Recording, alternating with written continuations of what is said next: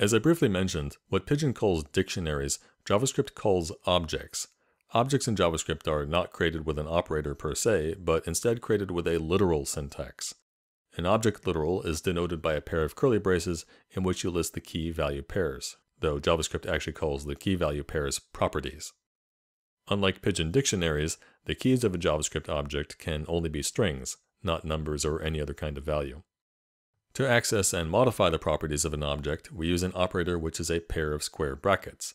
The brackets immediately follow some expression which evaluates into an object, and inside the square brackets we put a string expression which is the name of a property, that is, some key. So in this code, the first thing we're doing is assigning to foo a new empty object, an object with no properties. In the second line, we're assigning to bar an object with two properties. The properties are separated by a comma, and each property is written as first the string key, then a colon, then the value. So the first property here is the key Bill with the value 2, and the second property is the key Diana with the value true. In the third line, we're assigning to ACK the value of bar's property named Bill, which, as we just said, currently has the value 2. In the fourth line, we're assigning to bar's property Bill the value 3. Recall that when we discussed the assignment operator, we said that a simple variable is not the only kind of L value, the only kind of valid target for an assignment. Well, here's the other kind, an assignment to an object property. In the next line, we're assigning to foo's property Ned the value 8. Note though that foo until this point didn't have any properties, so this assignment actually creates a new property in foo named Ned. In the last line, we're assigning the value of foo's property Ted to ACK, but because foo has no such property at this time, the expression returns the value undefined. JavaScript provides two syntactical shortcuts for properties. First, in our object literals, property names which conform to the rules of identifiers can be written without enclosing quote marks. Second, instead of using the square bracket operator, property names which conform to the rules of identifiers can be written with the dot operator, and again no enclosing quote marks. Because Bill, Diana, Ned, and Ted are all strings which conform to the rules of identifiers, we can write the same code like so. Not only is this cleaner to look at, it's easier to type. Of course, you'll have to fall back on the verbose notation for property names which don't conform to the rules of identifiers.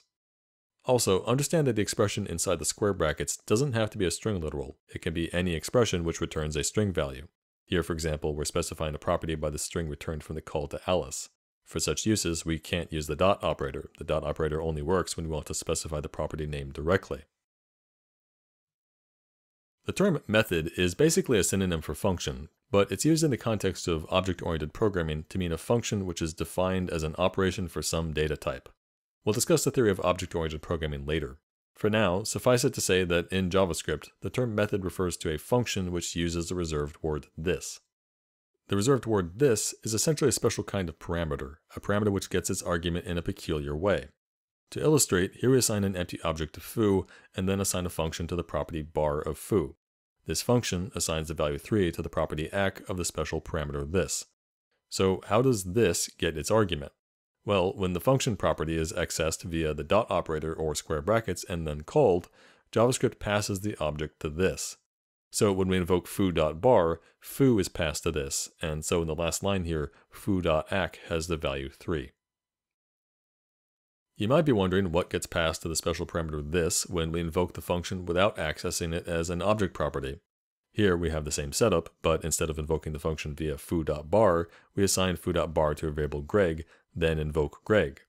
Without the property access syntax, there is no object specified to pass to the special parameter this. What JavaScript does then is pass the default global object, which is an object that represents the global namespace itself. Any global variable we assign is actually a property of this global object, and vice versa, any properties we assign to this object show up as global variables. So because the call to Greg assigns 3 to the property ACK of the global object, we then have a global variable ACK with the value 3. Now this behavior just described with methods and the global object really isn't useful at all. I suppose it was decided that passing the global object to the special parameter is better than passing undefined. In practice though, methods should really just always be called as object properties, such that some specified object gets passed to this instead of the global object. The next question now is, how are methods useful at all? Well, to be honest, it's really just a syntactical convenience. We could get the same exact effect with a regular parameter. Here, for example, instead of using the special parameter this, we just give the function a regular parameter x to which we'll pass the same object. So in the call to foo.bar, we pass foo as the argument. Admittedly, this is a bit more verbose, but it achieves the exact same effect. However, for reasons that will become clear when we discuss object-oriented programming, it was decided that invoking a function as an object property and passing the object as argument is something we want to do commonly enough that it deserves a less verbose syntax. The last thing we'll note about the special parameter this here is that, unlike regular parameters, it can't be assigned values. Here, the assignment of 3 to this will trigger an error.